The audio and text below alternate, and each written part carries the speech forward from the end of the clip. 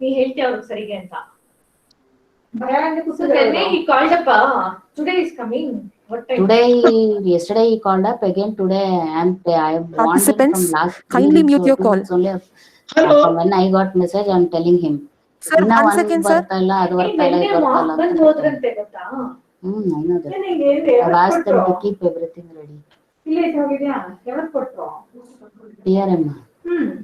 Monday. Dear participants, kindly mute your call. Okay. So he's coming today. You talk to him. Let him come.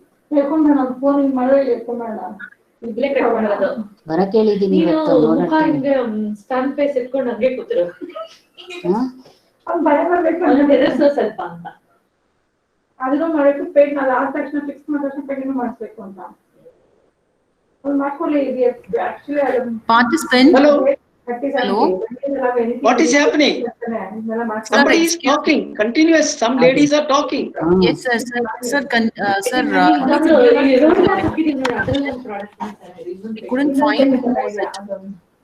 Sir, 2 minutes. First complete ಮಾಡ್ಲಿ ಅವನು. ಸುಮ್ಮನೆ ಆರಾಮಾಗಿ ಕೂತವನೆ.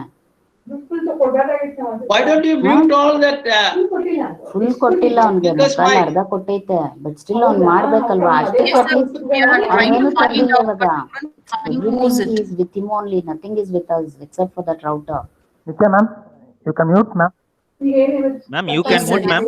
ಇವತ್ತು ಬರ್ತೀನಿ ಅಂದ. ನಾಳೆ ನೆನ್ನೆ ಒಂದು ಬೇಕು. ಮಧ್ಯಾಹ್ನದಷ್ಟರಲ್ಲಿ I'll try to make I'll give you a call ಅಂದವನು ಕಾಲು ಮಾಡಿಲ್ಲ, ಏನು ಮಾಡಿಲ್ಲ. ಹಂಗೆ ಕೊಟ್ಟವನೆ ಇವತ್ತು.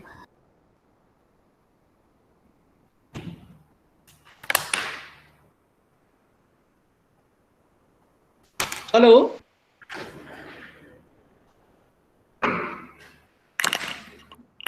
Sir, sorry for the interruption. Can I start? Yes, sir. Yes, sir. You can start. Okay. I'm sorry. So sorry from our side. We were not able to find who was it actually due to network issues. Sorry. Anyway, that's all right. It happens. After all, we are in India. Thank you, sir. Okay. So I think the listeners lose their thread. Now, I was basically trying to make them feel the importance of different things which they need to have an understanding while teaching their respective courses. Even though that becomes a little cumbersome to start with, but slowly they can get these things accustomed so that their courses will not suffer much. Now, education must build a character. That's another very important thing. Enable learners to be ethical, rational, compassionate, and caring, while at the same time prepare them for gainful fulfillment employment. See, this is just now we were listening to such a situation, isn't it? I was delivering the talk, few people were talking, but I didn't lose my patience. No, I was, so this is something which is very, very important. So how can I have that temperament? So education only can build that behavior. So education must build the character, enable learners to be ethical, rational, compassionate. They should be compassionate and they should be caring also, while at the same time prepare them for gainful fulfillment employment. Right? The gap between the current state of learning outcomes and what is required must be bridged through undertaking major reforms that bring the highest quality, equity, and integrity into the system, from early childhood care and education through higher education. This is the most important. So whatever we are talking at present need to begin from the early educational stage. That is the early childhood stage. And that slowly gets accumulated in each one of us by the time we reach to a higher education level. Now, this happens actually the framework for the remaining part of the lecture. That is where in the topic we are talking basically about morals, ethics, values, character, etc. Now let us slowly go and have a look at some of that. I'm sure that all of you are very much aware about it, and moreover, in the inaugural lecture, you must have also heard a lot about it. But nevertheless, here I am trying to define some of them and have what is the sort of relationship between them, and then how they actually get into the educational system, and for the teacher as well as the student, how it is essential. Now let us see morals. What is moral? Relating to the standards of good or bad behavior, isn't it? Fairness, honesty, etc. that each person believes in, rather than to law. Am I right? That is relating to the standards of good or bad behavior, fairness, honesty that each person believes in, rather than specific with respect to the law. Now, morals are what you believe to be. You might say, I like his morals, or I wonder about her morals. Your morals are your ideas about right and wrong, especially how you should act and treat other people, where moral becomes all the more important. What are the values? Moral values are the good values taught to help people lead a disciplined life. I hope the teachers who are listening to me will not object to my understanding on this, even though I fully agree that a handful of people may not be of that. Because moral values are the good values taught to help people. When I say good values, for some, the good values need not be actually the good values. Because now there are different opinions on many of the standard things. Because we say that we are the new generation. The new generation or old generation, some values in the society which are acceptable remains as it is, even if the generation becomes newer and newer and newer. Moral values include good habits such as honesty. Can anybody say that honesty is not a good moral value? Helpfulness. Can somebody say? Integrity, respectfulness, love, hard work, compassion. Can anyone say no to this? No, I don't think. So the degrees can vary, isn't it? So moral values include good habits such as honesty, helpfulness, integrity, respectfulness, love, hard work, and compassion. A student's life is full of challenges. That is what I personally feel.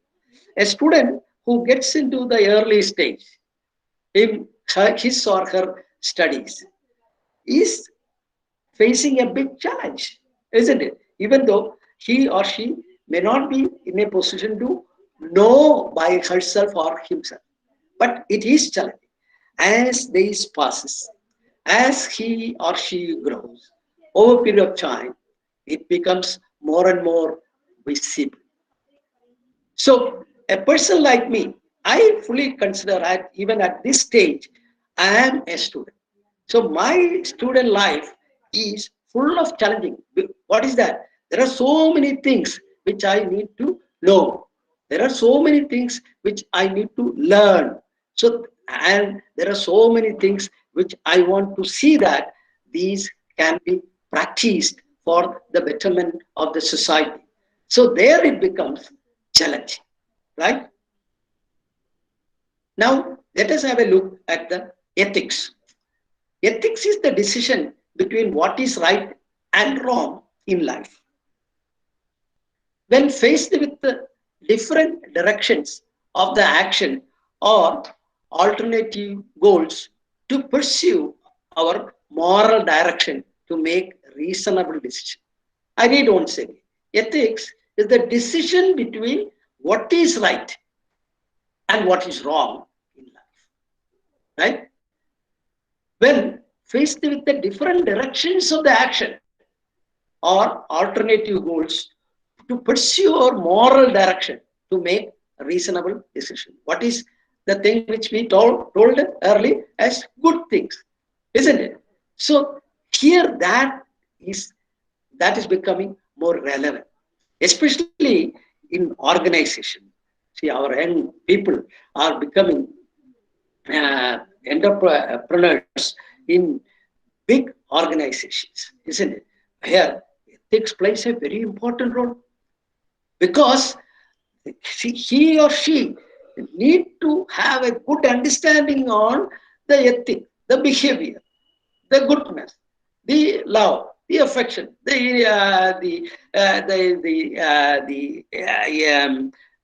compassion, etc., are really needed for their business. See, you will be surprised how in the business these things becomes all the more important. Because there you are seeing a holistic gentleman, a holistic lady who is very pleasing, who is there to listen, who is there to answer, who is there to solve the issues. Not somebody who is little arrogant, who is little awkwardness, etc. So an ethical code is a set of rules that defines allowable actions or correct behavior. This I have to say that. So an ethical code is a set of rules that defines allowable actions or correct behavior. These are points for discussion. Now, I'll be very happy if there are more clarifications required towards the end of the session. Now, what are morals and ethics? While they are closely related concepts, morals always refer mainly to guiding principles, whereas ethics refers to specific rules and actions or behaviors. That's the difference, isn't it? So morals, while they are closely related with concepts, morals refer mainly to the guiding principles and ethics refer to specific rules and action. A moral person is an idea or opinion that is driven by a desire to be good, which I was explaining earlier. Now, why morals and values are important? Knowing good moral values such as kindness, humility, courage, and compassion at an early age builds a child's character. I hope all of you agree. It forms the very core of their being and becomes a foundation of their moral beliefs.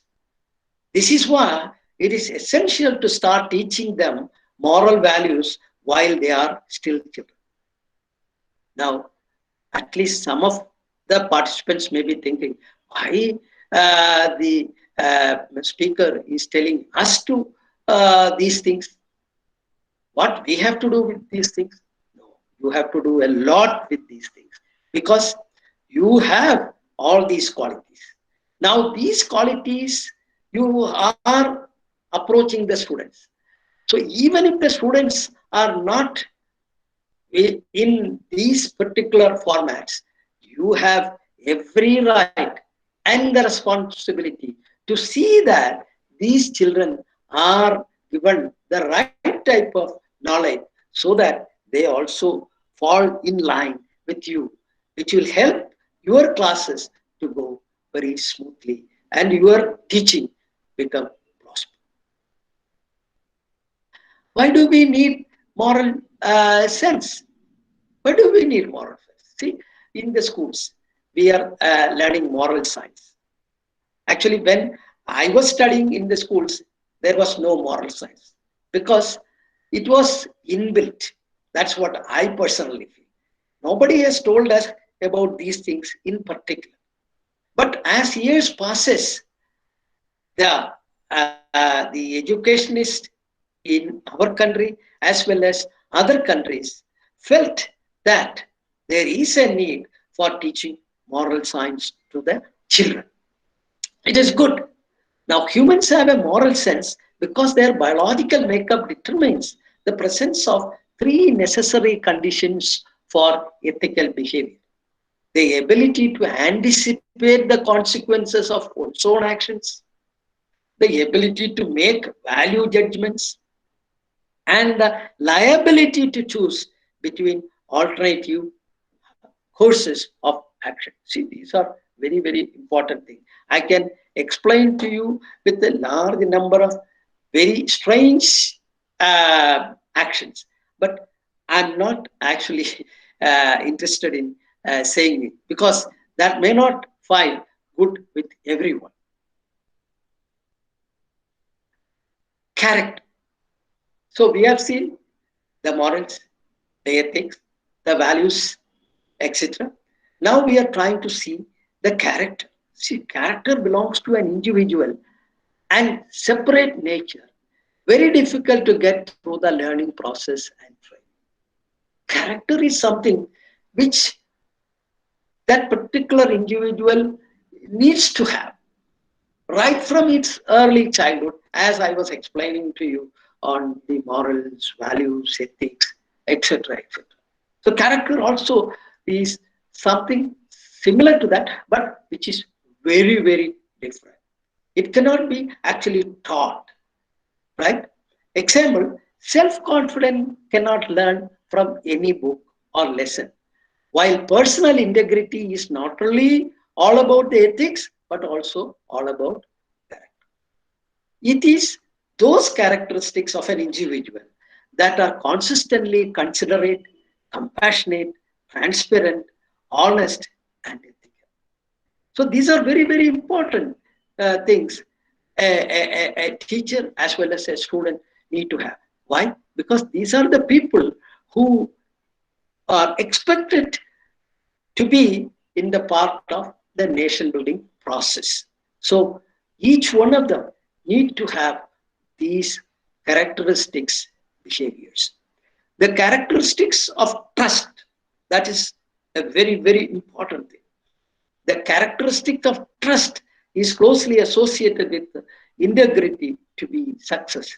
The most important factor one must have. That is another very important. See, we were talking about the entrepreneurship, etc., where the ethics happen to be very, very important. So there, that ethics, that honesty, that trust, all these are mixed together to make that particular individual to behave how he or she behaves. These are things which need to be inculcated right from the childhood to the highest level.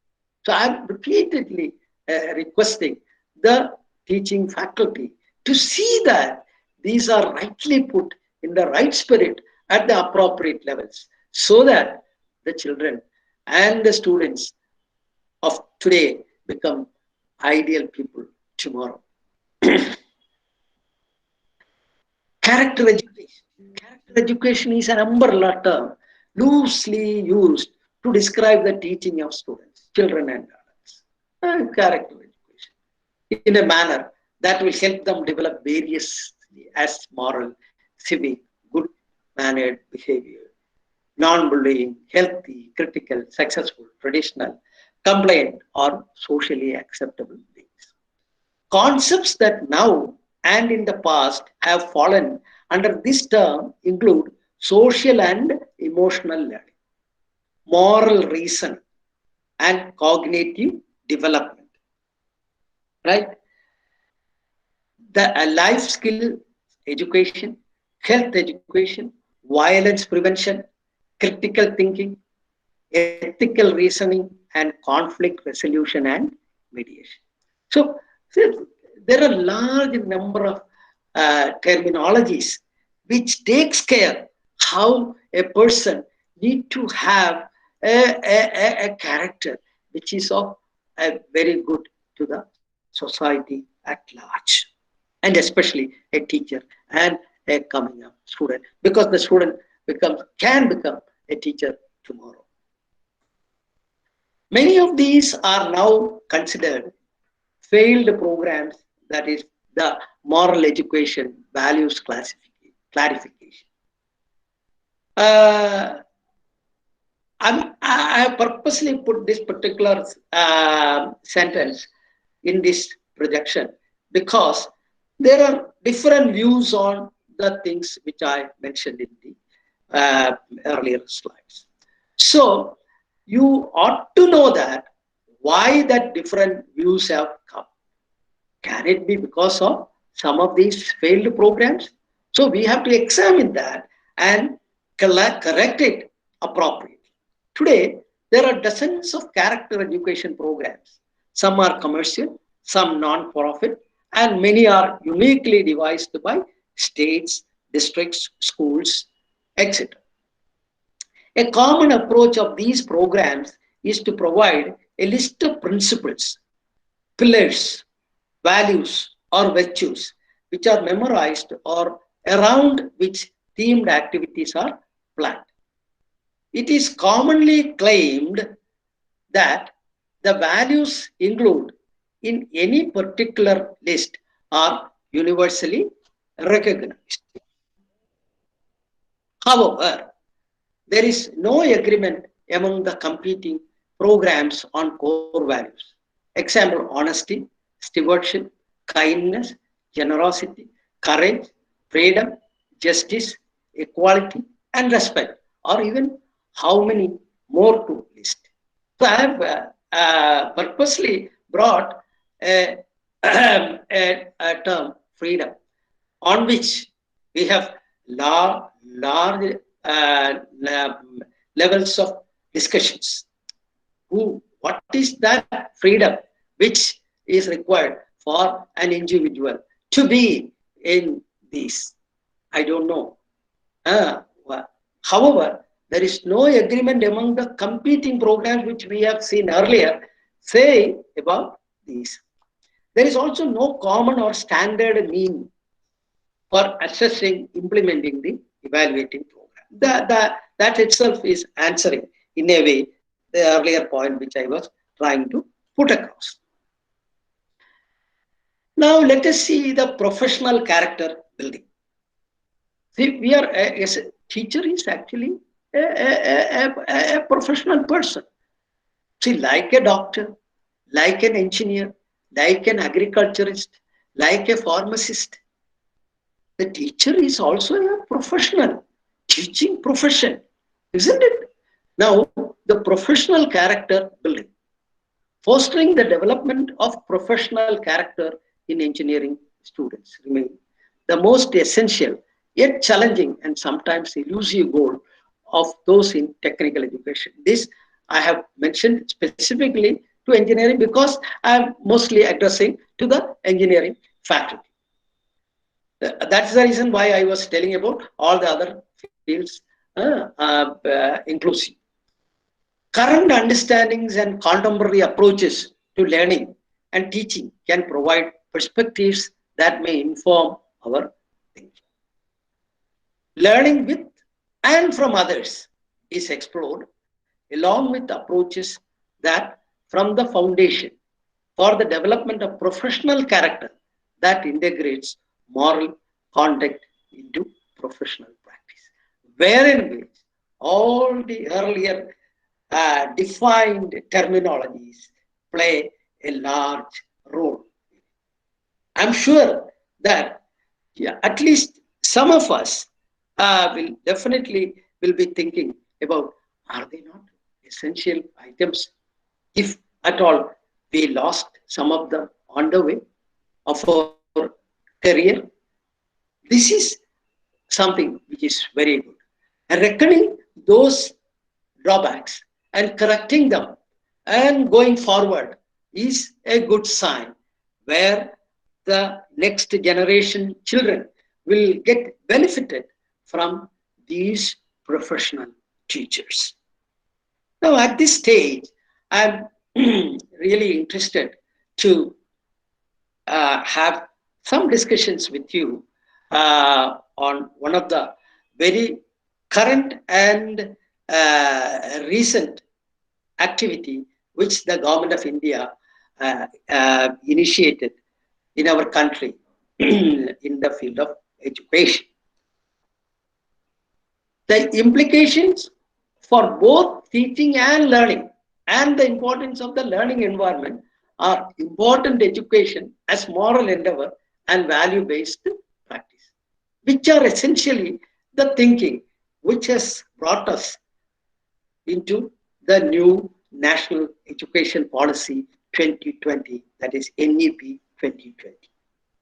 Professor Kasturi Rangan and the stalwarts in education has spent a lot of time over the last 4 to 5 years to have a very serious look on these issues. Some of the issues which we were discussing so far. And let us see what essentially they are crystallizing. Lays particular emphasis on the development of the creative potential of each individual. That is the most important thing. We started the first sentence with this, you see. Of course, that was not actually taken from the National Education Policy, whereas that is actually the United Nations Education records. Basically, they think in that light, which is applicable for the people all over the world. Now, it is based, that is the National Education Policy is based on the principle that education must develop not only cognitive capacities, both the foundational capacities of literacy and numeracy and higher order cognitive capacities such as critical thinking and problem solving. These points we have seen. We have seen in many of our slides, which we just crossed over. But also social, ethical, and emotional capacities and dispositions. See, that is the beauty of this particular policy. I read once more. National Education Policy 2020 lays particular emphasis on the development of the creative potential of each individual. Why? We have to have a sustainable development goal achievement in 2030. So, if we have to have a target fixed at 2030, and if we are not yet preparing for that, we will be just outsiders in that entire program, right? So, it is timely that the National Education Policy has come up. It is based on the principle that education must develop not only cognitive capacities, both the foundational capacities of literacy and numeracy and higher order cognitive capacities such as critical thinking and problem solving, but also social, ethical, and emotional capacities and disposition. Why? Because these individuals are the people who are there to be in the society. And they need to be people with all these qualities, isn't it? The rich heritage. Now, India is not saying these points just like that. India had a rich heritage of ancient and eternal Indian knowledge and thought has been a guiding light for the National Education Policy. The pursuit of knowledge, jnana, wisdom, pragya, and truth, satya, was always considered in Indian thought and philosophy as the highest human goal. Can anyone disagree with this? The aim of education in ancient India was not just the acquisition of knowledge as preparation for life in this world or life beyond schooling, but for the complete realization and liberation of the self. So that goes to a different level, actually, which is not actually expected from each and everyone.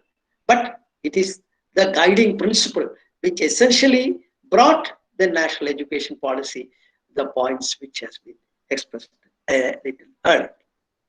Now, how India could do those things? It is not just like that. Why? Because we had world-class institutions of ancient India, such as Takshashila, Nalanda, Vikramashila, Vallabhi, set the highest standards of multidisciplinary teaching. So you should understand that these are done years back, right?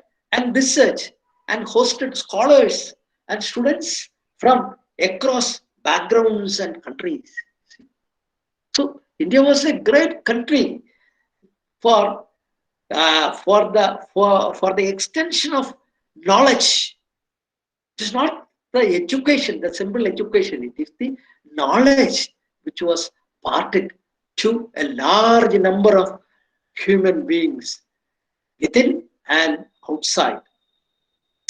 Indian culture and philosophy have had a strong influence on the world. These rich legacies to world heritage must not only nurtured and preserved for posterity, but also researched, enhanced, and put to new uses through our modern education system.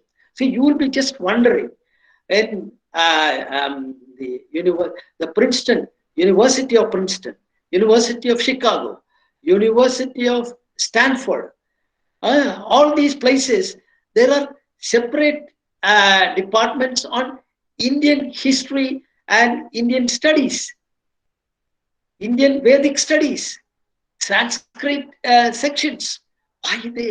Why they are worried about us?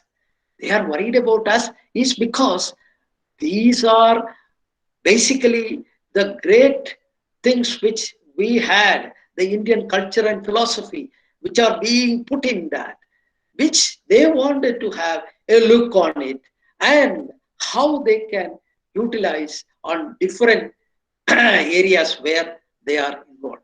You will be surprised, the space astronauts, see, they are basically doing all the technological thing, all the engineering aspects, isn't it? But where the philosophy, where the Indian philosophy need to come for them? Their coolness, their control, their self-control, all these things they gain through the practicing of that yoga before they go for those ventures. They have a large training program within which these things are actually given to them and practiced so that they help these people to do their jobs in the most expected manner. The Indian education system produced great scholars as Charaka, Susturuta, Aryabhatta, Varahamila, Bhaskaracharya, Brahmagupta, Chanakya, Chakrapani, Datta, Madhava, Panini, Patanjali, Nagarjuna, Gautama, Pinkala, Shankardev, Maitreya, Gargi, and Thiruvalluvar, and among numerous others who made seminal contributions to the world knowledge in diverse fields such as mathematics, astronomy, metallurgy, medical science and surgery, civil engineering, architecture, shipbuilding, navigation, yoga, fine arts, chess, and many more. See, so these were the people who were contributing substantially to the world knowledge of treasure. I hope that the coming generations will also be in a position to help so that some contributions become very distinguished for the world to honor these people. Now, let us have a look on a very important thing. Having said about so many things about how the teacher basically gets molded, how the student or the student how gets molded, or the teacher get molded, etc., ultimately rests in teacher-centered education system. This is something which is very important. You look on any teacher, whether the teacher teaches the primary class, whether the teacher teaches the higher classes, whether the teacher teaches in the professional courses, symmetry. The teacher must be the center of the fundamental reforms in the education system. The new education policy must help re-establish teachers at all levels as the most respected and essential members of our society, because they truly shape our next generation of citizens, isn't it? So, these teachers should be given the enough care by the society, by the policymakers, by the governments, so that they are the people who are going to essentially shape our future generation. It must do everything to empower teachers and help them to do their job as effectively as possible. See a teacher after completing her minimum qualification, etc., applies for a job and gets into the job at different levels. And the teacher, a teacher who undergone the things which I was already explaining as a student, when the teacher was a student, definitely will have a vision on how to educate the children. Along with that, the teacher had completed her Bachelor of Education or Masters of Education, wherein she is again imparted a lot of training material to see that the student is taught in an appropriate pedagogical manner. Nevertheless, when the teacher gets into a particular department, she or he needs to be empowered with the courses which she is expected to teach. She should be given enough time so that her classes or the infrastructure which should be provided to her should help her classes the best possible. The new education policy must help recruit the very best and brightest to enter the teaching profession at all levels. See, this is very, very important. We need, see, once upon a time, the teachers were respected a lot. See, when I was a child, going to the nearby school, we used to get the things done on the sand. We used to write on the sand, not on the slate, or not on the paper. We used to write the letters, the numbers, etc., on the sand, which is spread. So, from there, we have reached to this particular level, introducing the child to a laptop, right? That the child is actually getting introduced to a laptop or a mobile. So that is the change which has happened maybe in the last 50, 60 years in our country. That's a positive change. I accept that. That is what is good, no doubt about it. But when you say that, the teaching faculty should be the brightest people who should enter into this profession. Why? Because by ensuring livelihood, respect, dignity, and autonomy, while also instilling the system basic methods of quality control and accountability. Having said about that, the teacher should be given all facilities. She or he should be helped in every sense. But at the same time, we have to fix certain accountability to the teacher to see that he or she delivers what is required in the fullest level.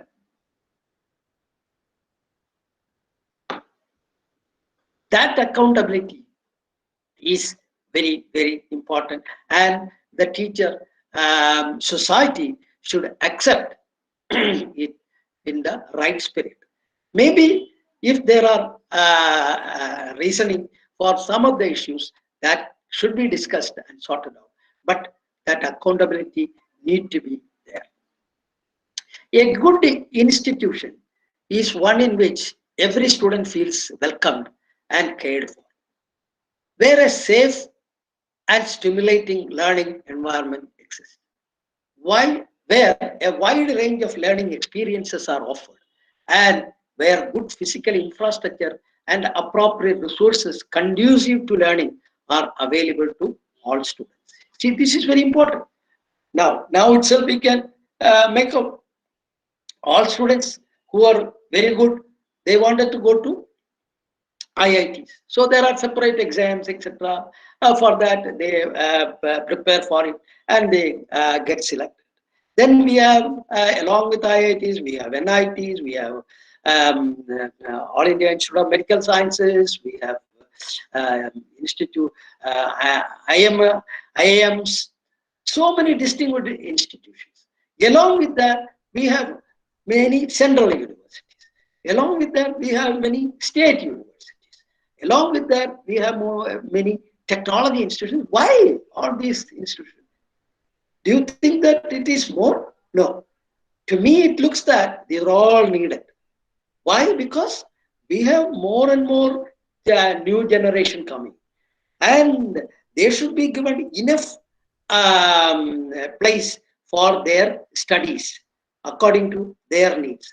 So each institution should think that we need to be a good institution. How you can become a good institution? You can become a good institution by imparting good education to the children. So these children will say that, okay, that is a very good institute where my education, I got it. So these advertisement, they become the real spokespersons for other children. So to me, it looks that all educations should come, barring any of them, whether they are central, state, or private. I'm not worried about those different classes, but I see institutions, and these institutions must come up. Is one in which every student feel welcome. That is the most important. So even if an institution is a little less compared to another institution, that institution should provide a welcome approach to students who are not that bright.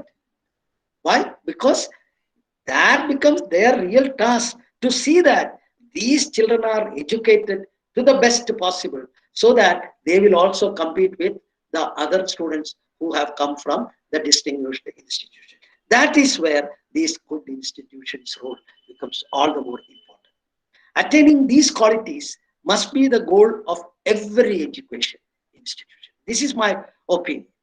However, at the same time, there must also be seamless integration and coordination across institutions and across all stages of education.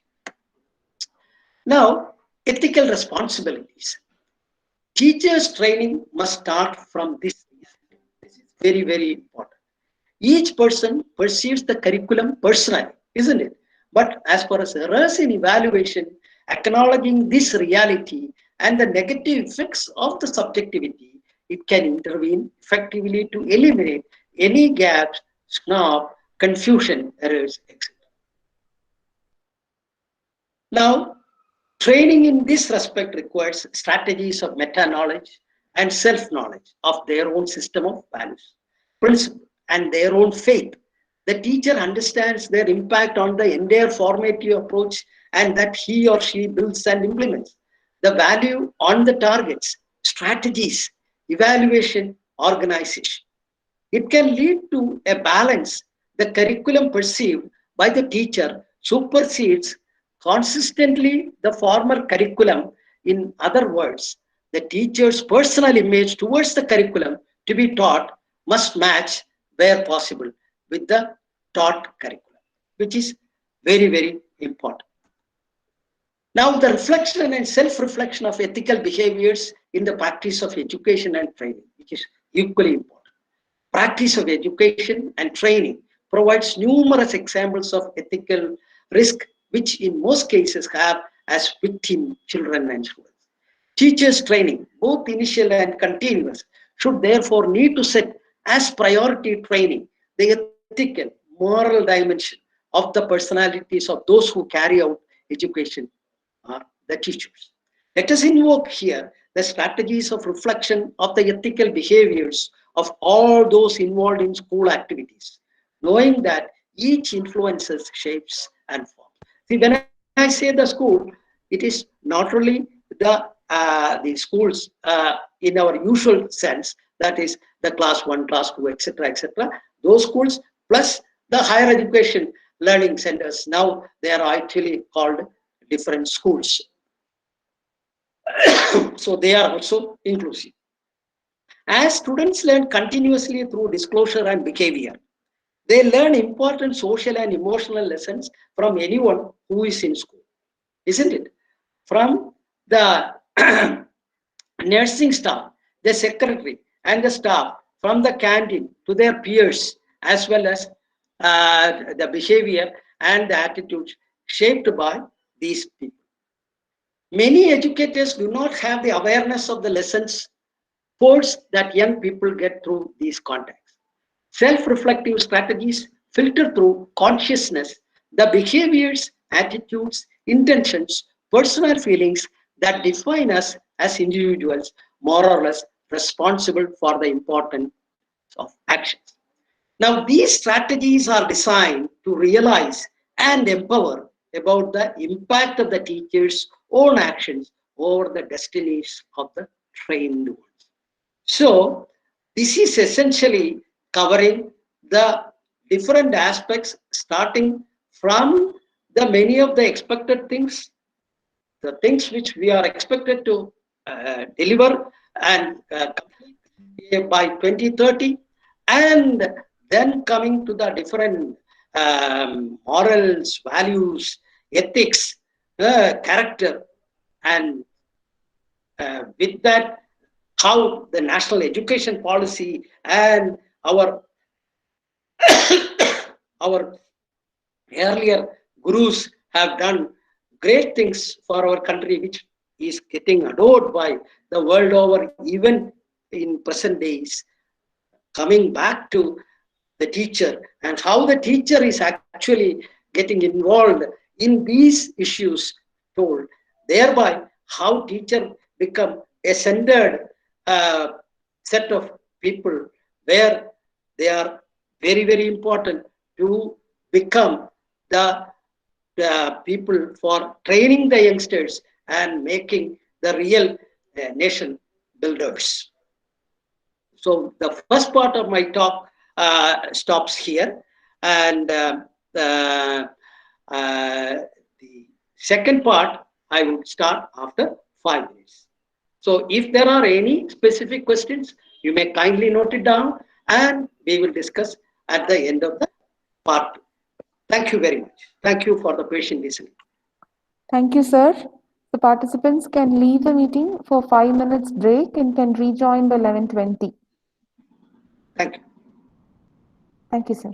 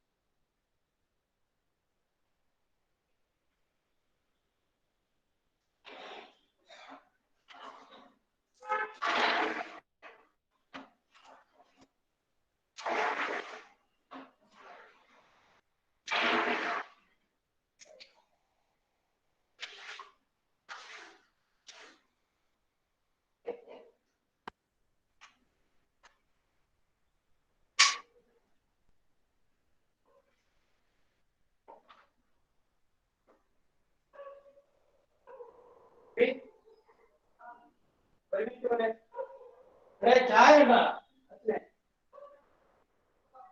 കുഴപ്പമില്ല, നിങ്ങൾ ഒരുമിച്ച് വരാൻ പറ്റുമോ?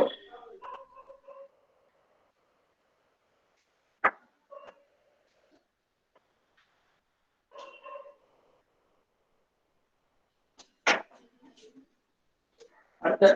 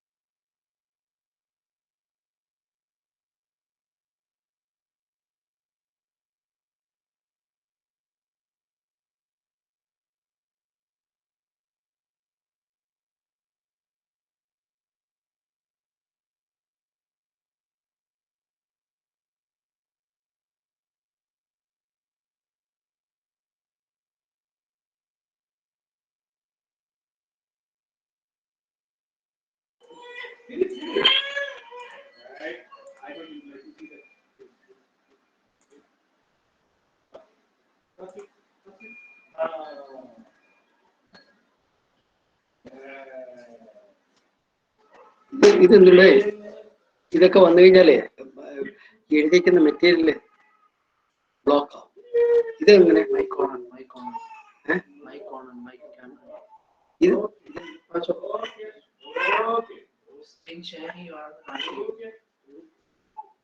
ഞാൻ എങ്ങനെ അവർ പറയും അവർ പറയും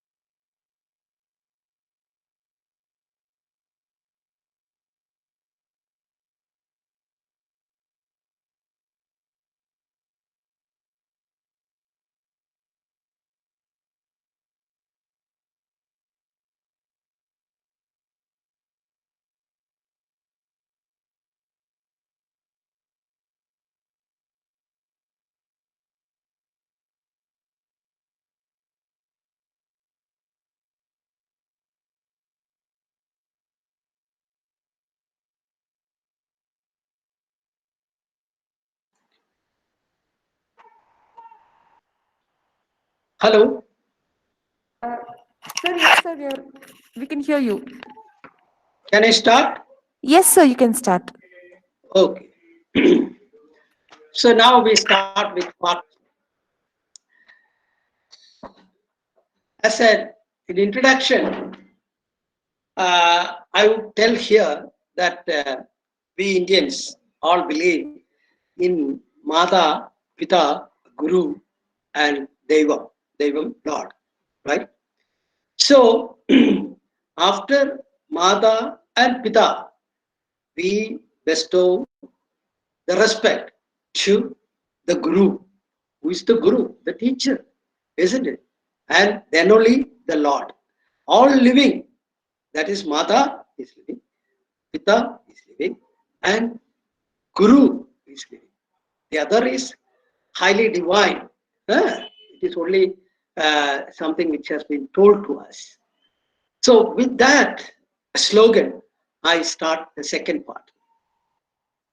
Approaches for facilitating values formation. A teaching truism states that there is not one best strategy or approach to teach anything to any. This is something which is very important. This implies that the teacher must be ready to bring about a learning experience for the students through a carefully selected learning teaching strategy for a reservoir of strategies the teacher has been equipped with, isn't it? It is therefore necessary to offer the science and technology teacher an adequate pool of these strategies relevant to the development of the subject and values in focus. This is very, very important. Now, the teacher during her studies, she has learned a lot of things. She did her master's, she did her PhD, and she might have done her postdoctoral studies. And then she also had some training in education, etc., etc. But when she is going to come to teach a particular subject, we should not take it as granted that she is expected to do that. But she should be served with lot of resources, adequate pool of strategies relevant to the development of the subject and values in focus. This is applicable for all teachers who are taking different topics, different subjects, and teaching students at different levels. Now, let's see. For values formation in science and technology, varying strategies may be used in the school, in the classroom, and outside the school. Values learned in school must be related, enriched, and extended to the home and the community. As such, the students' valuing experiences inside the classroom are continuously and consistently followed up outside the school through the provision of projects, activities that the students may do individually or in groups. Let us see some of the strategies that have been in practice. In school approaches, experiential and participatory approach. This maximize involvement and participation of the students through carefully planned activities prepared by the teacher. This is a very important aspect. The teacher has to plan these things very, very carefully so that the students will be able to do these very clearly and in an understandable manner. Now, this is called the structured learning experiences, which allow all the students to participate in through individual or group activities. The prepared learning activities put the student into some kind of experience, direct or simulated, for them to do their own introspection, reflection, to feel or react, or to determine consequent actions or decisions relevant to the learning situation. Experiential activity gives each student an opportunity to go through a process of valuing, understanding his or her feelings and thoughts about the situation, and committing himself to a consequent action. Values, therefore, are not directly taught nor imposed, but the students are guided to catch the values in the learning experiences. Individual experiences in the activity may be shared with a small group for further clarification and understanding. Thus, within a specific lesson, each student would have been given an opportunity to be active either on her or his own or with the group. Integrated approach. If values are to be infused with a subject content, strategies for integrating both the lesson content and the values relevant to the content are necessary, isn't it? This approach calls for a flowing together of both the cognitive dimensions of the lesson and the effective aspect of the values to be integrated. Some educations call this the confluent approach. It is aimed to develop simultaneously the two domains of learning in order to effect the third domain, which is the action, the actual manifestation of learner's value. This is something called affective cognitive experiences for self-integration. Basically follows on the inductive or discovery methodology. That is the most interesting part of the game. Here it is the discovery methodology, that the active cognitive experiences for self-integration. Values integration is done purposely, not incidentally. That is the most important thing. It is done purposely and systematically, not sporadic. Okay, in order to develop simultaneously the cognitive content of the lesson and affective value component. The affective cognitive experience for self-integration goes through 4 phases of learning. What is there? Because it is there, it is looking on a discovery methodology, isn't it? There we are, even though we are doing an experiment, we are basically trying to see whether there is something innovative. For example, a teacher who is teaching, for example, the electronics and electrical engineering teacher. Electronic teacher is trying to teach the student a wave data. And she or he is trying to utilize a signal processing methodology.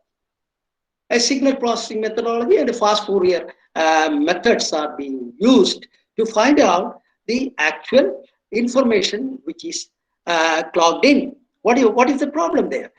In this particular wave, we do not know which is actually the signal and which is actually the non-signal. Okay, so this signal as well as the non-signal is clubbed in such a manner that we wanted to get it separated, the actual signal. Okay, so how this actual signal vary from that of the noise, that is the non-signal. The non-signal, technically speaking, it becomes the noise. So how to get out this noise from the signal is something which in this signal processing, this teacher is trying to help the student. And he or she is trying to bring out what is required. At the same time, if the student is given a real opportunity to see that whether there is any other methodology by which this signal noise convoluted form can be separated, because the signal and the noise is in the convolution form, isn't it? So how this particular convolution can be brought out separately? We cannot have a sort of an addition form or a multiplication form or a division form or a subtraction form. So other than these 4 operators, there is the new operator which is the convolution. So if that convolution operator is told to the student and educated in such a manner that, okay, the things which we are seeing here are all in the time domain. If they become in a frequency domain, it becomes in a multiplied form, so that you look for a logarithmic approach. It becomes an additive way. And then with the reverse of the fast Fourier, you can separate it out through a filtering, etc. Gets the wave out. If the student is told about this methodology, the student becomes so fascinated, isn't it? This is something which is very interesting. At the same time, he or she can look on similar filters. There are different types of filters. So normally we use a Calvin filter for such things. So you can have different types of filters for these. So what I wanted to tell you is that the effective cognitive experience for self-integration is a methodology by which you essentially do certain things so that you get a real discovery, isn't it? Now here, 4 phases of learning like activity, analysis, abstraction, and application. So I was roughly telling about how the way how the signal and noise is getting separated from the waves which we are having. This wave can be of any type. The ECG wave which we are getting, the hearing waves which we are getting, the waves which are already in the cyclone which is lashing, which is about to lash on the Tamil Nadu coast. So all these are time varying system. So these time varying system, how the signal and noise can be separated. I was just telling you only just a tool. So teachers can adopt similar types of things so that their students can go for more innovative thinking as well as application. Basically, it makes use of the experiential learning approach and makes use of the strengths of the major approaches cited in the succeeding session. Now, learning activities for the valuing experiments may be in the form of group dynamics, cooperative learning, discussions, guided imagery, role play, and many more. See, this is very important, isn't it? In olden days, what happens is that if a student get a new book, he or she will just keep that book away from her other colleagues, and she learns it separately, etc., etc. But that doesn't really help much, even though that helps partially that particular individual. Now here, what we are saying is learning activities for valuing experiences, maybe in the form of group dynamics, cooperative learning. See, you essentially want to do the cooperative learning. See, we have something like combined studies, etc., isn't it? So that is a sort of cooperative learning. Then discussions, guided imageries, role playing, and many more. Group dynamics and cooperative learning has been found to be very effective in encouraging students to learn openness, sharing, collaboration, self-expression, conflict management, team building, group evaluation, leadership, followership, collective decision making, brainstorming skills, communication skills, group reporting, and group synthesizing. Can you just imagine? These are some of the methodologies by which all these activities can be really taken, so that the students really get a feel of things. A student need not do all these things. Students who are there in a class of around 20-30 can choose whatever is likeness to them. But that is an opportunity, a learning activity which is available, so that the student can selectively take it and use it as and when it needs. For that, what is required? The teacher basically need to have a good understanding on these things, because it is not enough to say that group dynamics, cooperative learning, etc. Instead, what is actually needed for the group dynamics? What is actually needed for the cooperative learning? What are the basic little small infrastructure required for that? What is the sort of mindset which is to be set? What is the sort of morals which is backing this? What is the sort of ethics which is backing? What is the sort of character, confidence which is backing? It's all important for certain things to happen.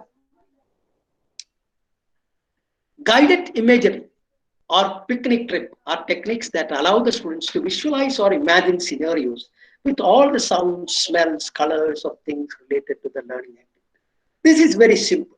I think before starting the course program, that is before the semester starts, you can have a sort of sensitization program for the newcomers. Now, so many things are told by the different faculties, and then the faculty take the student on a guided tour inside the campus and making them understand about the different departments, etc., and the facilities, if possible, not to a large extent, but at least on a small scale. So all these confining to a half day or a full day. Now, that is fine. That is excellent. But before you start your courses in the semester, a chemistry teacher, for example, or a physics teacher, for example, she, instead of going through the entire syllabus of that particular course, she or he can take the students, these 30-40 students, to a nearby factory. A nearby factory where some chemicals are prepared. And you can leave them. Don't give them any lecture. Let them have a look at that, what is happening. Right from a raw material to the output which is coming out. And then the final output, which is not desirable from the industry point of view, is going out as effluent. There it goes. This goes either to a drain or goes to a river nearby, and which ultimately collected by either a reservoir nearby, which supplies drinking water to the local people, including this person, or it goes to the nearby sea where the fish which the people who may be eating in that particular area. So the student is getting an opportunity to think about, oh, this is what is the chemistry. This is all the part of chemistry which deals the entire game. So thereafter, when you start your class, the teacher need not tell many things. The teacher can tell the content in a brief manner. Earlier, in one of the slides, we have seen that the class need not be with a lot of content, but practicals, which is now here the same thing. I don't say that every day the teacher need to take the students to a field area, show them these things, etc., etc. But at least in a half day program can be organized before starting each module, so that the student get an opportunity. See, let us have some new innovative thinking. Let us have some new innovative models, so that how we can inculcate certain knowledge to the student. It becomes all the more interesting for the entire class. So the teachers mostly complain that some 4 or 5 students don't take any interest in the class. It's not like that. So we have to find out why he is not taking interest. If such a situations are made in to these students, I hope and expect that those students will also get into the main track. Now, this visualization technique, this is very, very important. Now, actually, occasionally you can take them to the field areas. So, for example, civil engineering. The civil engineer is trying to tell about all sorts of structural things in the class. And with now the recent technologies, etc., and the laptop and the internet facility, they are in a position to show many things.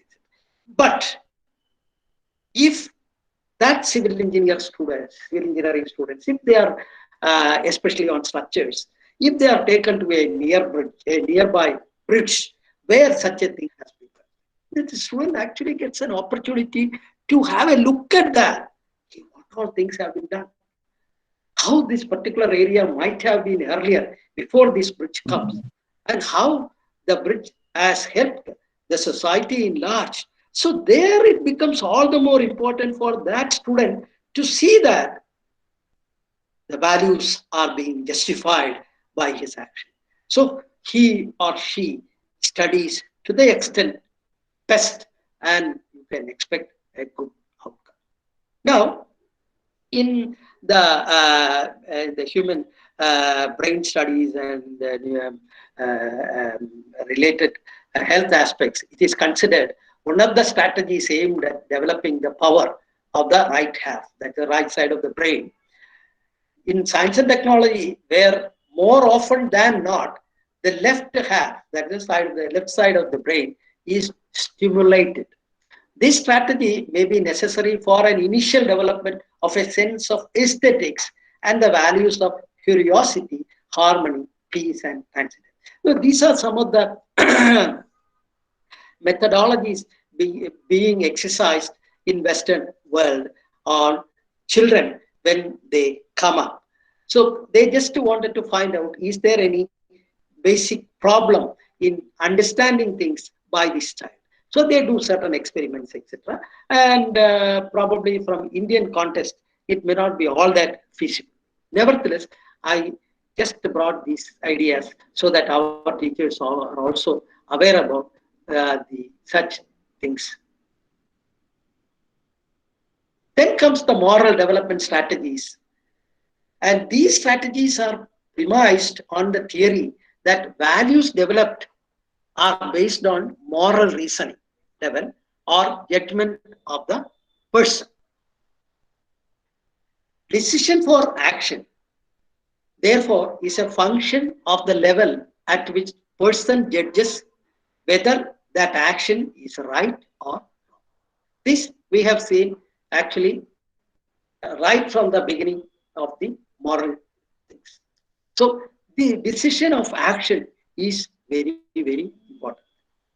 This strategy engages the student to study the pros and cons of certain possible actions and their corresponding consequences before he or she makes a decision for final action. Now, this can come in all their studies, in their theoretical studies, in their practical studies, in their experimental work, in their research work, in all the sections. The strategy engages the student to study the pros and cons of certain possible actions which that particular individual has done, their corresponding consequences before he or she makes a decision for final action.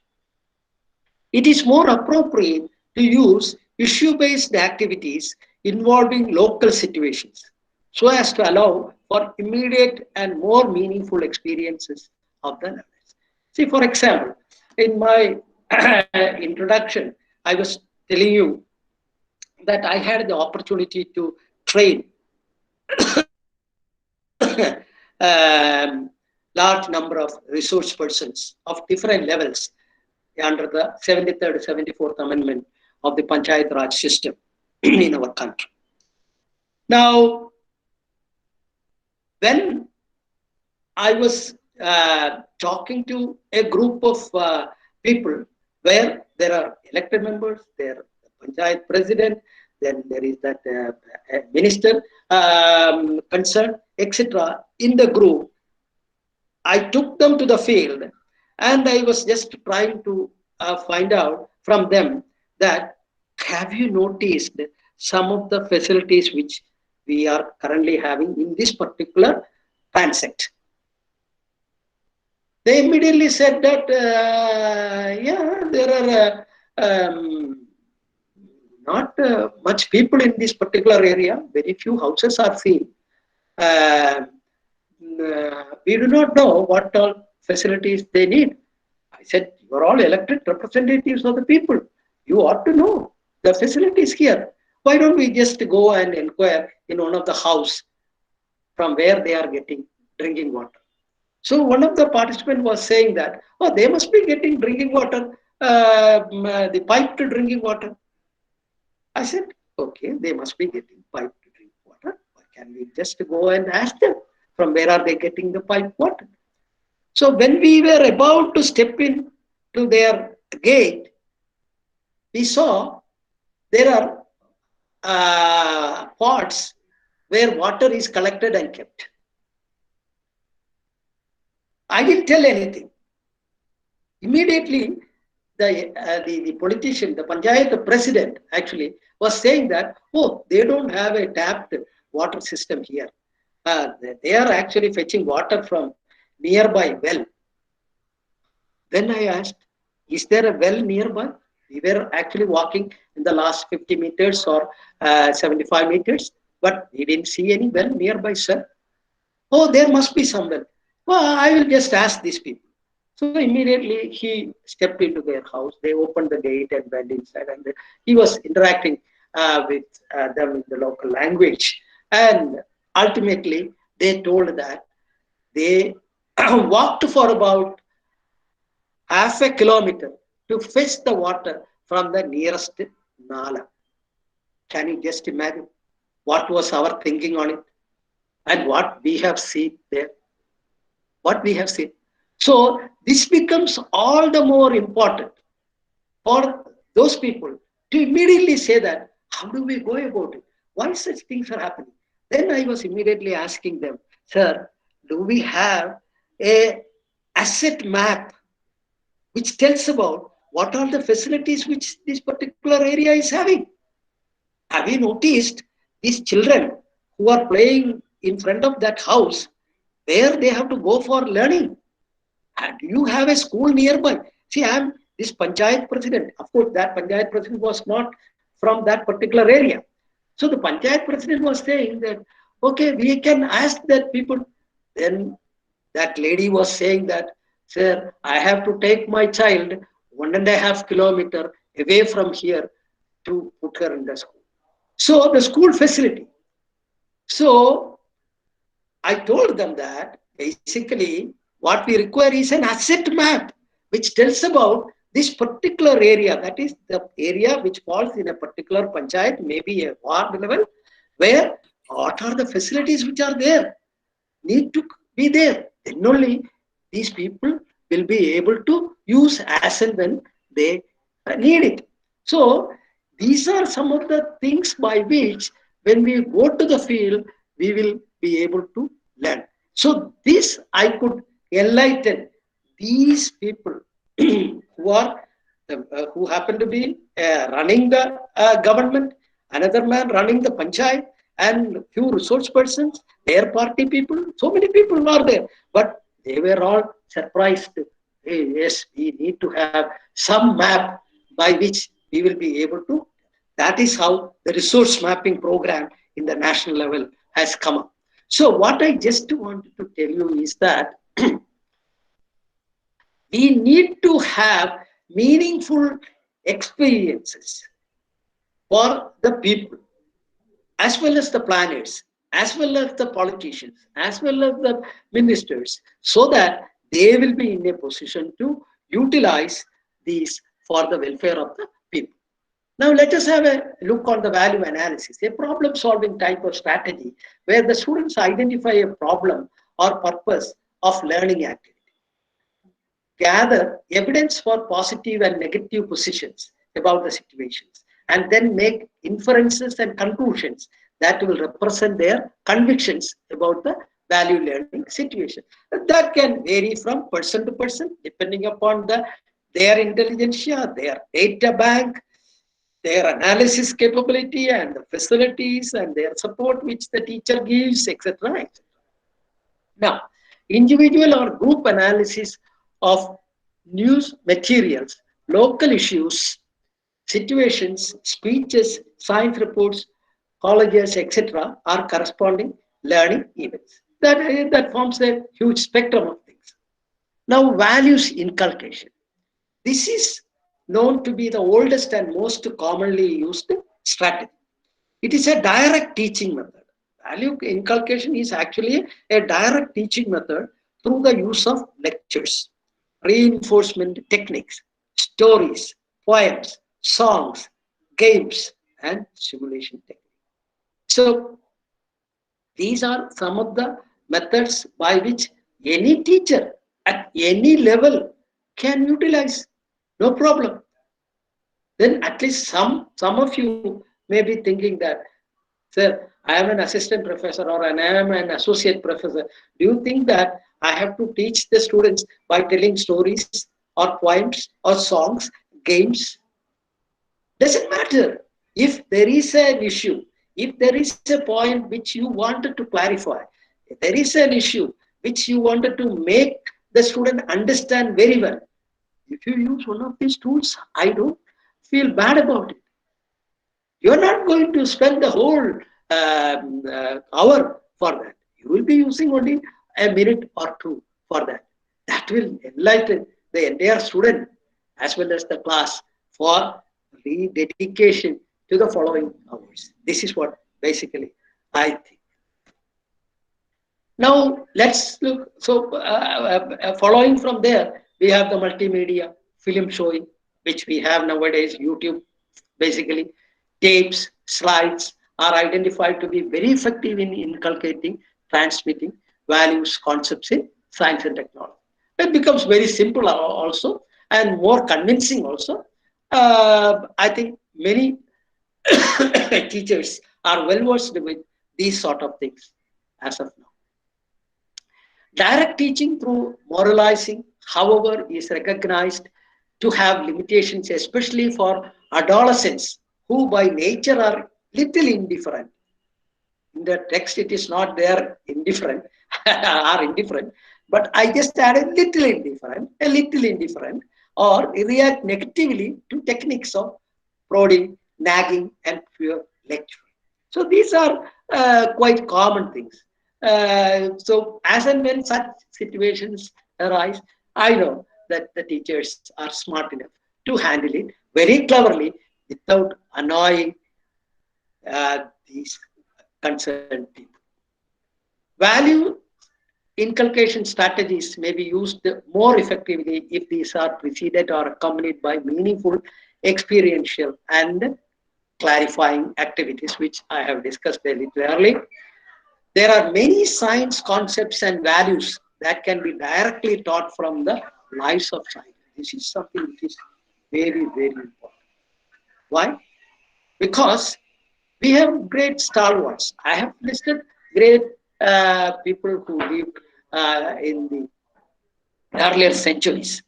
But there are big top people who were living with us in recent past. Dr. Abdul Kalam ji, a great visionary, a great scientist, isn't it? And his history, his life's history can very well be told to the student to enlighten. And there are many more such people. Vikram Sarabhai, Raja Ramanna, such great stalwarts. Then C.V. Raman, Rabindranath Tagore, and many great people whose life histories can always be used for enlightening our students, so that many of them must be knowing them also, because some of them only passed in recent years. So what is required is that the science concepts and values can essentially be directly taught from some of the scientists who recently passed away, as well as who are currently living. This can be presented to project the scientists as normal human beings. That's the most important. People should not think that these scientists are not normal human beings. C.V. Raman was a very, very normal human being who was struggling very hard to come right from his younger days. So, not only in his profession, but in his research as well. Because he was partly involved in the accountant general job initially, from where he was actually skulking and doing his laboratory work in the Calcutta College. Now, this can be presented to project the scientists as normal human beings. So that's what I just wanted to say, that who succeeded because of their qualities and values which they have developed through their hard work, persistence, devotion, and genuine commitment. Each one of you will have a lot of ideal such scholars to name. They need not be nationally known. They can always be locally known people, good people. Many such people are there. So their lives can be explained to them. And those become real eye-openers for this young generation, for which the teacher should be aware about such people who dwell in their locality, their local area. Maybe the management will be able to help them to have a directory made of all these people. There's some effort need to be done from all sections of the concerned people. Then we are trying to see what is the sort of face-to-face interaction with the resource persons. In science and technology, we basically have the community members involved in different occupations related to the lesson at hand, may be tapped to provide the students to face-to-face interaction with them. Also, scientists available in the community would be able to give up-to-date information about particular science lesson. These are very, very important things, how to have the interactions. And these are some of the things normally which we can do it in the in the college level as well as in the department level, because you can always have a department seminar, where in which you can get such people and interface such people to the younger generation so that they can talk to these people. And the college itself or the university itself can have major program, and they are having major programs wherein which such interfacing could be done so that the youngsters, the younger generation get really benefited. Now, questioning techniques.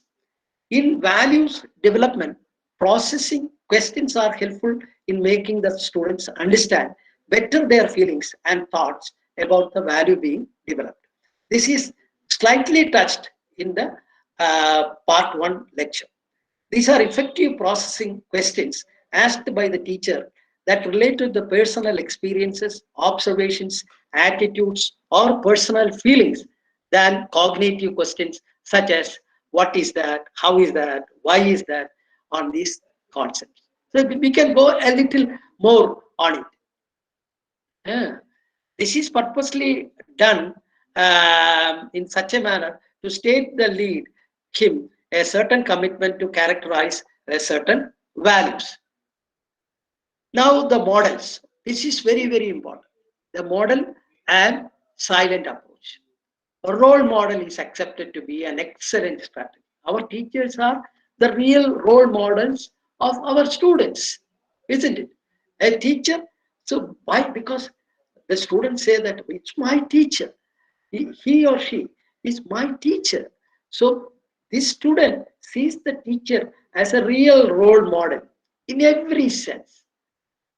Knowledge, appearance, talking, way of walking, her teaching, her helping attitude, all these becomes very unique, so that the children becomes so fond of that particular teacher, and they become the real role models. Then what happened? These children wanted to become a person like my teacher. See how the role model. So the role model is accepted to be an excellent strategy. I fully understand that it is not that easy, even though I can just tell that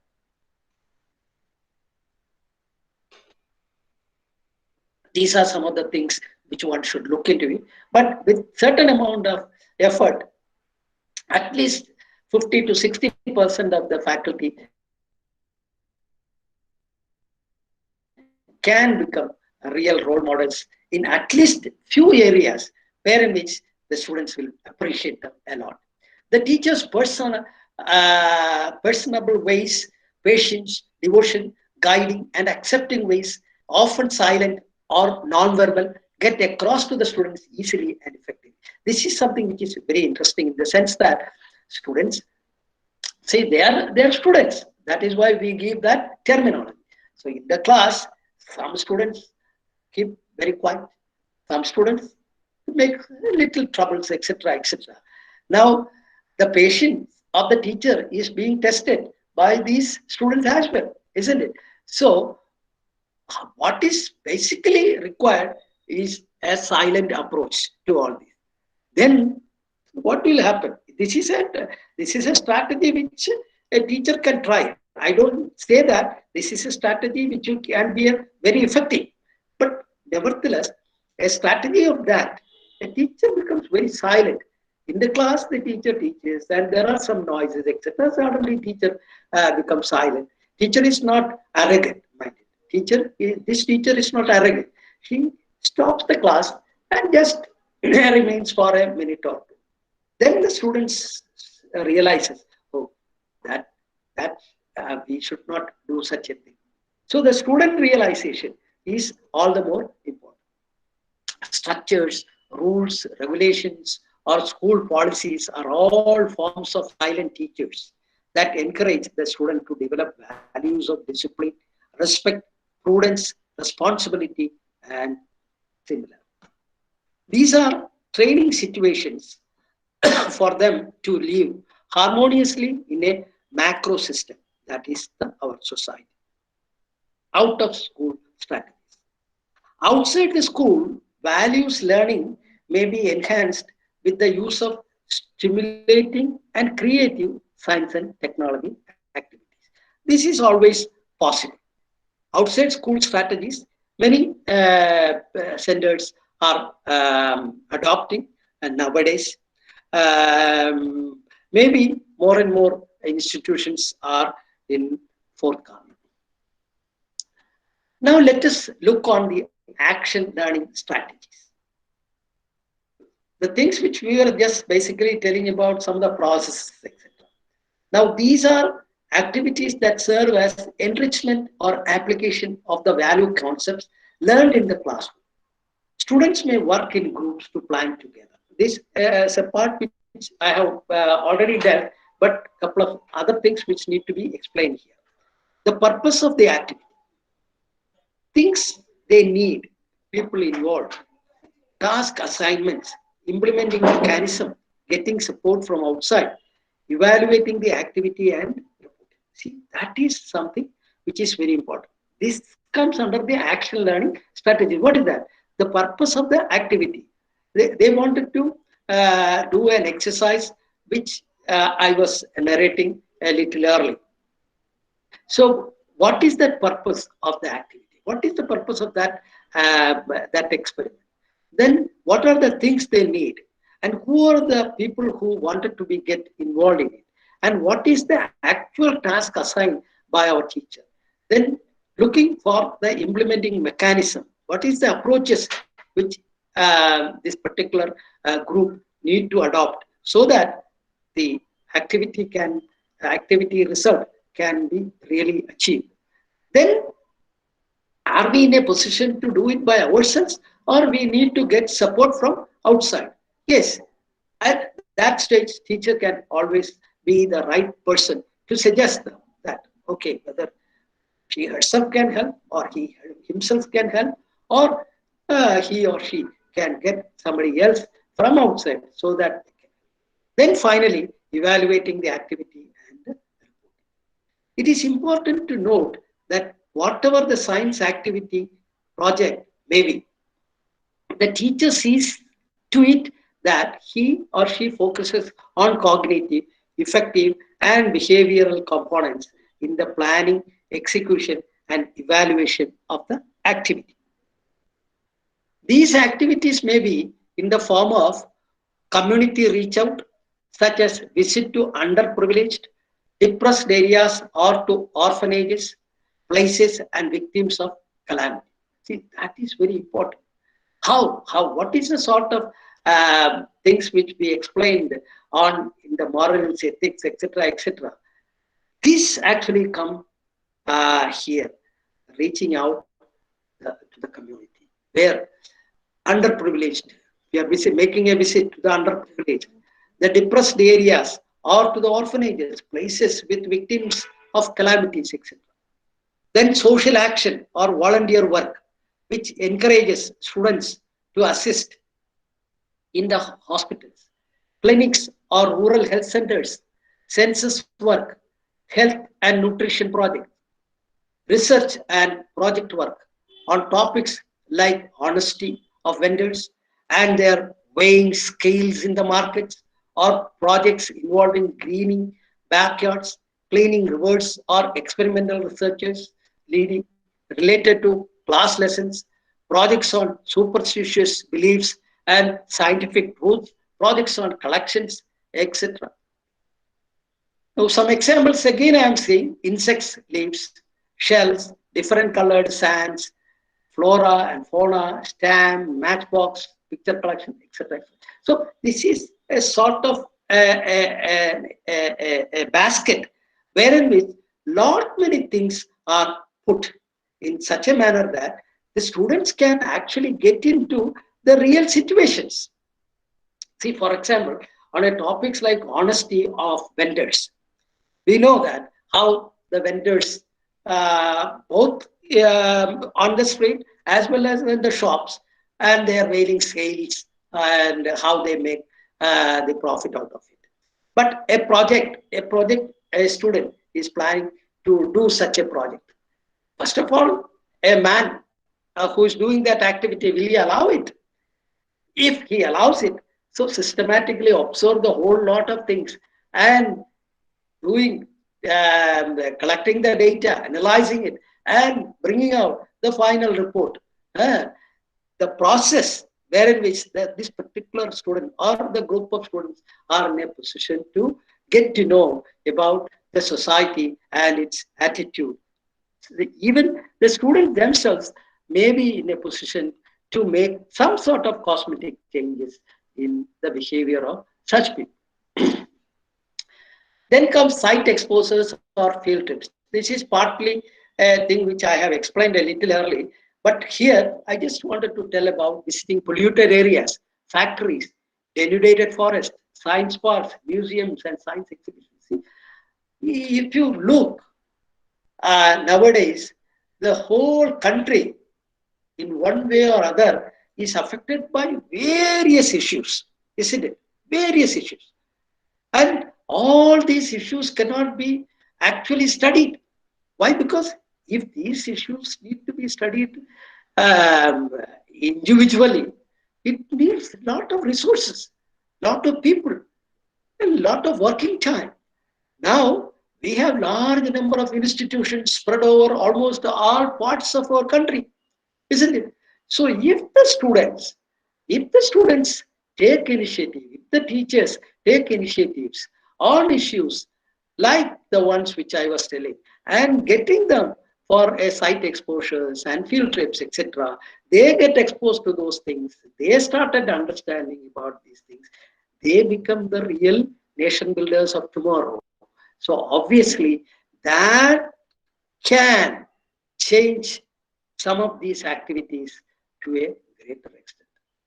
Media awareness education, peace campaigns, and the like such conducting assemblies, forums, lectures aim to raise the community's levels of media awareness and to enjoy others to rally behind good and responsible media.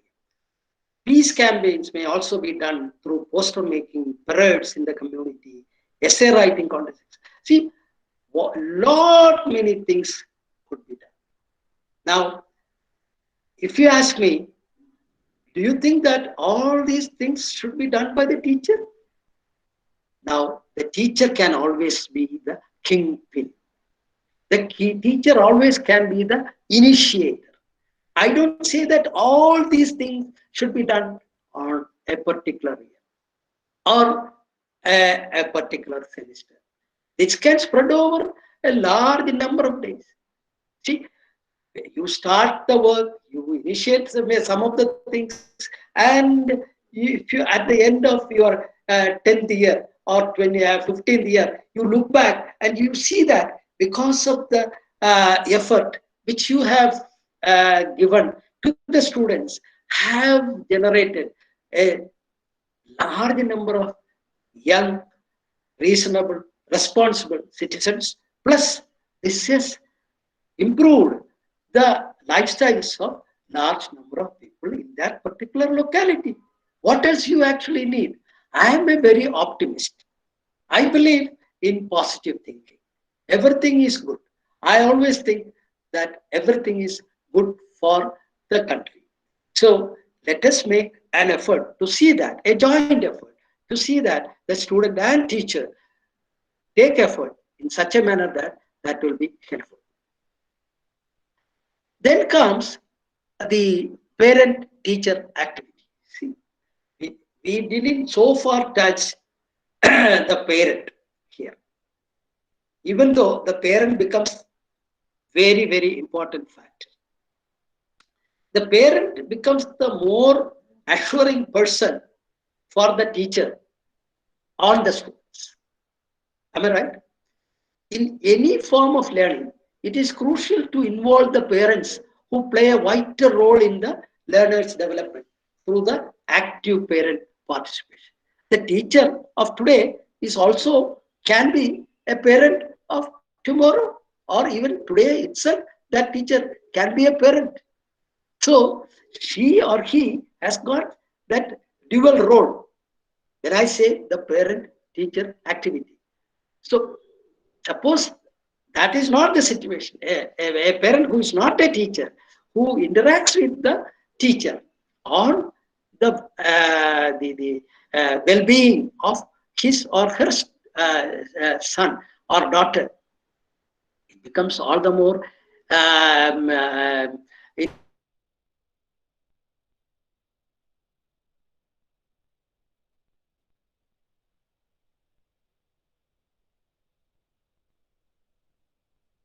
interesting for the teacher, because teacher feels that care of these children. There is a meaningful learning and must know that their parents are concerned about their activities. That is another thing. See, it is a back and forth affair. The teacher become happy when the child, when the parent interacts with the teacher to inquire about the children. Now the children become more happier when the children feels that my parents are interacting with the teacher on finding out my welfare, my studies, my abilities in the school. So that is a two-way process. Guidance, support, and direction help in reducing, if not eliminating, value confusion on the part of students. Now let us have a look at the diversified activities management that is diversified. We have told so many things. Now we will get into the diversified activities where I'm bringing a trio. Who is that? The management, the teacher, the student. Management I brought in between, especially on giving training, additional infrastructure facilities, other amenities for the teacher, for dispersing her responsibilities in the class and the college. But here I'm talking from a different sense, that the management, teacher, student try. That is the most interesting. What is that? Active participation in NCC, Army, Navy, Air Force, and NSS. National Service Scheme. What it has to do? It is the management basically have to make such representations to the concerned authorities about the existence of their college, their institution, and ask for such facilities to be started in that particular institution. The only thing is that the management need to give some infrastructure facilities so that these things can get activated. Now, the merit of these things, there is no need from my side to tell about the children in the college who after their graduation or after their post-graduation, etc. There is service selection boards in Army, Navy, Air Force, and whatnot. So many job opportunities, and they will be looking for such excellent people. Because the Sainik schools are there all over our country. They teach the students up to the 12th standard, and then they take those students who are qualified enough in the sense that not only in teaching, in education, but in their NCC programs like C certificate, B certificate, etc. holders are given jobs. This is very, very interesting. This is what is happening in our country. Now these children are largely recruited for various activities in our country. So the management should think that, okay, our students should also get involved in these sort of areas where such facilities needed to be extended from the concerned department so that they also have such situation. Then sports, both indoor and outdoor activities to be encouraged, and exceptional talents be nurtured so as to compete in Olympics, international, national meets through physical education department and sports oriented faculties. This is another very important thing. See, we have large number of talented youngsters. We have large number of talented youngsters, both boys and girls, and they are having their studies here. Now, what is required is that they should be trained properly. Now, the government of India, under the Sports Authority of India, they have large number of programs. They have large number of programs. The only problem is that there are no takers, essentially. So, if the universities, if the colleges can approach the SAI or the government of India sports department, they can get enough resources so that these setups can be made. Their children can be trained. If we can have one student to participate in an Olympics or an international or a national meet, that will be a credit to that particular college. It is not a small thing. So where the teacher also has, the management has a bigger role in the sense that setting up things, etc., requesting for grant, getting grant and utilizing that for establishing the facilities, etc., appointing the concerned people for that. At the same time, the teachers who are good in these sports items, etc., they can as well be given some incentives so that they can also look these activities. See, this is a sort of situation which we have to think. So India need to think in these angles so that we will be able to fulfill the target which is basically looked under SDGs 2030. Now, institutions must form different students' club. So the things which I was talking is a little different, and this is something quite different. You'll be surprised which can be dropped from this. Now, institution must form different students' club like yoga, science club, photography and short films club, painting club, drawing club, cartoons, fashion design, music and drama, one-act plays productions, leadership training, camp outs, cooperative learning, team building, big brother-sister supportive relationships, science quizzes, software and hardware groups, robots and model fabrications, exhibitions and fairs, elocution, debates, seminars, workshops, and symposiums of students. Can you just imagine what all things we can essentially get it done in these colleges and universities? I don't say that at present they are not being done. Many of them are getting it done, no doubt about it. But we can expect whatever are not there, we can include. Whatever is possible this year, we can include this year. Whatever is possible in the next year, we can include. So let us have a phase-wise program where the teacher, the management, the students become a committee, wherein which these things can be discussed. And so this all makes the educational environment of the college, of the university, more viable and active. Now, teacher training strategies. Admittedly, values development and values integration in science and technology require special teaching competencies in addition to the normally required skills of the science teacher. The teacher needs to recognize significance, recognize the crucial need for these programs as demanded by the times. Cognizant of this demand, teachers must be encouraged to take positive steps in updating themselves with the needed competencies in order to meet the demands. Suggestions for considering in teacher training. Teachers' values orientation periodically with an updated course content currently also is going on. Teachers' value awareness levels must be enhanced. They must understand their significant role in the values development of their students. These I have been explaining in many of these slides. They must learn to direct themselves towards the values worthy of emulsion of themselves, self-development with a direction to raise themselves to the higher level of values is the primary aim of these sessions.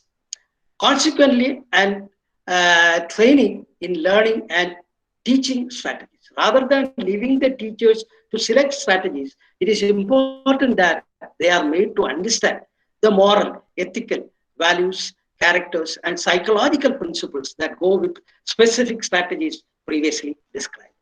Equally important is their ability to be flexible, resourceful, and creative in use of these strategies. They have to see the strengths and limitations of these approaches and strategies so that they may be able to adapt them appropriately in classrooms, in the campus, and outside. It may be helpful to employ process-based training modalities so that the teachers learn the trade as they experience the process that go with what is being learned. Participative learning is one effective strategy to actualize the maximum learning by doing. This I explained elsewhere. Teachers are known to have a rich reservoir of experiences that can be shared and taken as good resources of new earnings. Learning can proceed in the psychologically pleasant atmosphere with the values of openness, trust, acceptance, respect, sincerity, elicited by learning activities such as group dynamics and other experimental training strategies. Training in materials development. In the preparation for classroom teaching, there are instructional materials that the science and technology teacher may need to help her in a more systematic and purposive value integration. Unit plans in science and technology may be studied carefully to identify entry points for value integration and to determine which core values or related values may be integrated in specific topics. Exemplar lessons plans for value integration may also be developed as one strategy to equip the teachers with skills, competencies to integrate values in their science lessons. Activities, sheets, stimulus materials for learning, and structured learning episodes may be prepared. During the training, possible sources for these materials may be cited and strategies for the creation, modification, and adaptation may be illustrated to teachers so that they can think of ideas for developing good indigenous materials for value integration. Training in evaluation strategies. The importance of evaluation cannot be emphasized. If there is a need for training in cognitive assessment more so with affective behavior evaluation. This is because of the qualitative nature of the variable measured. Practicable techniques for classroom evaluation may be introduced to the teacher, and other helpful strategies for validating classroom assessment may be added. Observation outside the classes, triangulating assessment techniques, parents, peers, teachers may be workable. There are many non-traditional strategies for evaluation that the teacher can choose from depending on the purpose of the evaluation. It is by sure that the problem of equipping the teacher with the aforementioned competence cannot be settled by traditional seminar lectures only. Coupling teachers with more dynamic training methodologies, use of multimedia techniques, group dynamic, group discussion, consensual decision making, group workshop, sharing of teaching experience, student observations, micro teaching simulation, workshops, seminars periodically to update their knowledge for classwork, observation of teaching demonstration, and participatory sessions for self-development. Build better student connection. Build better student connections through online teaching. Now, currently we are having the online teaching. The transition to remote learning environment has left many students missing the excitement, fulfillment, and motivation they go from their in-person classes. Hence, students' anxiety levels are running high and the value of learning experience has diminished. To keep students feeling satisfied, educators must place importance on community. Importance of creating connections with the students are equally important. For many, traditional classrooms served as outlet for communication, community, etc. In the online learning environment, students don't have the luxury of turning to peers or instructors to engage a meaningful conversation. Having given up so much of their academic and social freedom that came with on-campus learning, students have been hit especially hard. When we think of a college campus, a typical lecture hall may come to mind. 76% of students miss the study spaces that their campus provided, and 28% miss student housing and food service from a study which has been recently made in India. Students also deprived of engaging in-person conversation, 85% miss in person, and 75% find remote learning to be unengaging. Ultimately,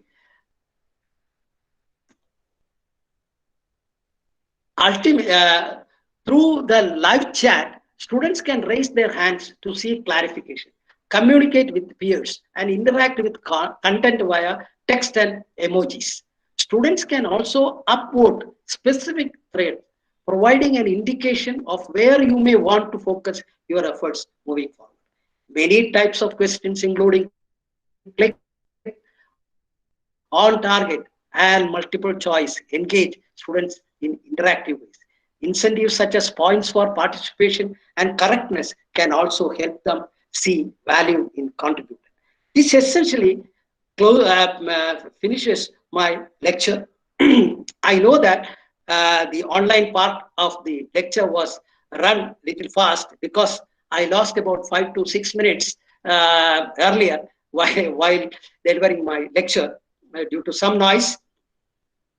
So, conclusion: this lecture spread over 2 parts must have given the audience largely on an ideal educational system with the ideal teaching faculty and ideal institutions imparting learning from the foundational level to higher levels of learning. I have profusely used the vision of education of UN from the National Education Policy 2020, giving emphasis to the teacher institution. I still have many supplementary points. However, due to the time limitation, I confine to these points raised for further discussion and implementation. If not all, at least a few to begin with. Finally, I acknowledge this presentation has been largely drawn from many websites on education, both national and international. Materials from National Education Policy 2020 and teacher education reports are also used wherever required. The author thanked all of them profusely. Thank you all. Thank you very much.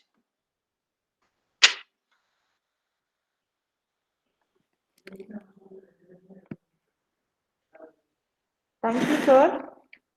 Yes, thank you, thank Thank you you. so much for this highly informative session, sir. I'll be happy to answer if there are questions. Participants, if any queries, it could be posted in the chat box, or you can unmute yourself and you can ask the speaker.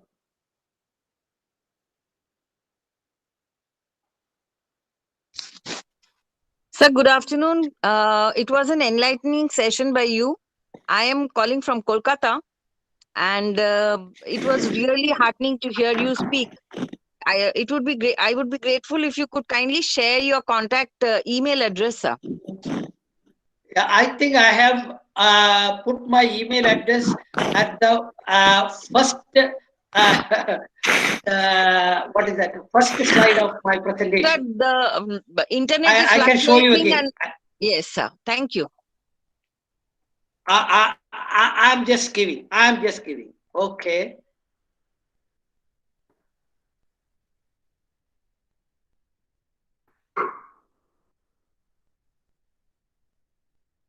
I'm just giving.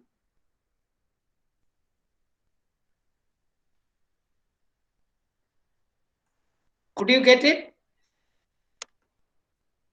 Hello? Yes, sir. Thank you. Yeah. Yes, sir. Thank you, sir. Yeah. We got it, sir. Some Thank you. questions from young teachers. Some questions from young teachers.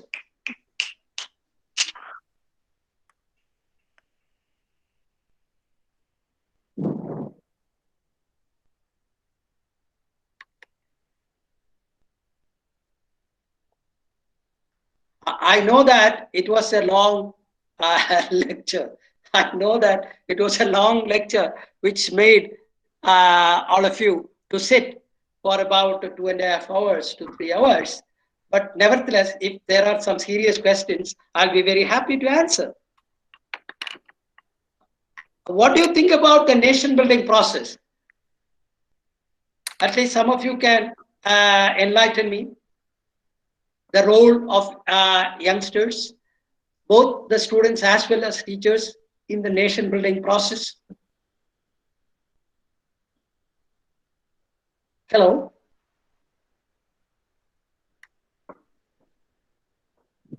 Participants can unmute yourself and answer the question.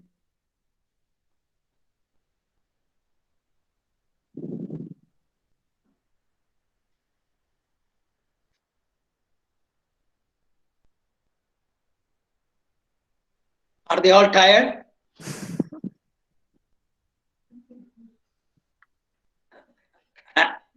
I'm a man of 70 years old. Sir, I'd like to ask a question. I'm Binita Sarkar. I just spoke to you. I want to Please. know what is the way forward for this implementation of the national education policy across the country. How do you think we are going to implement it?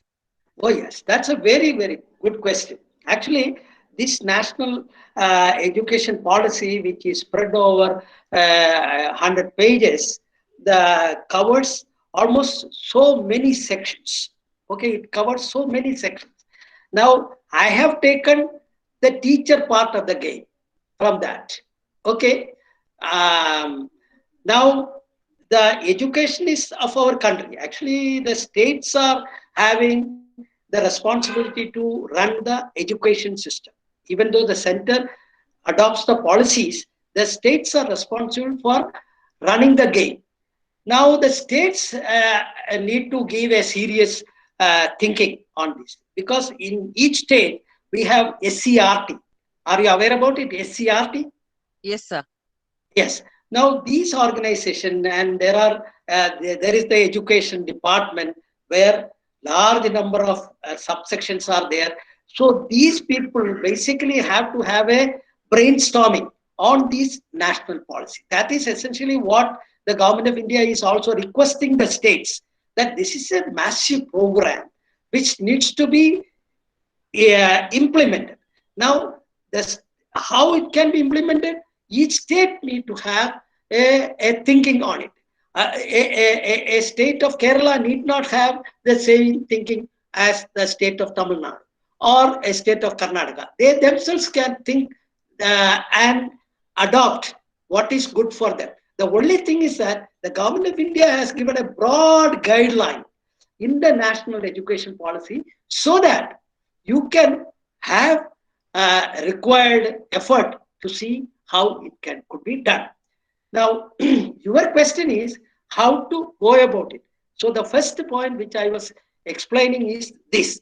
The second thing is that the state need to have a phase-wise activity program to be formulated. Okay, in this national education policy, these are the things which we are going to do in our state. The other things may not be that relevant for our state.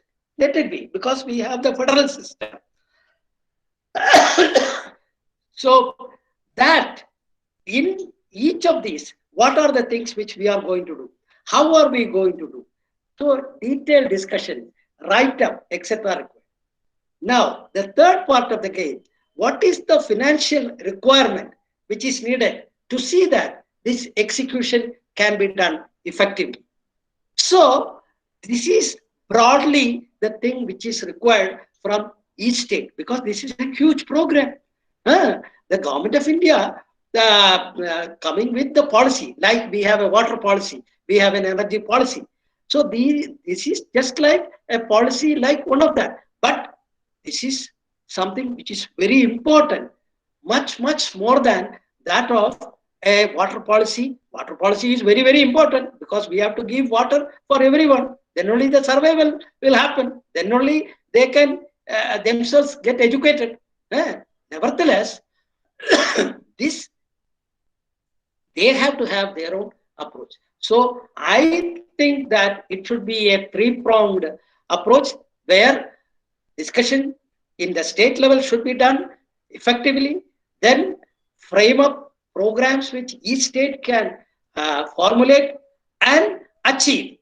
And third, what is the financial requirement needed for these things to be effectively done. So such a document need to be prepared and go to the center for positive discussions, and if there are changes, etc., do it accordingly and see that we implement at the earliest, because 2030 is our deadline. We have only 10 years to go. Forgetting about all politics, etc., etc., education is something which is very, very important. That leads the country in every sense. So that is the minimum approach which each state can do. That is what I basically think. I don't know how some of you think. I wish to have opinions from some of you as well. Thank you. Sir, I personally think it's a very good approach that you have given, but I beg to differ in the sense that because of the political situations in the various parts of the cities or countries, in our country, education has taken a back seat.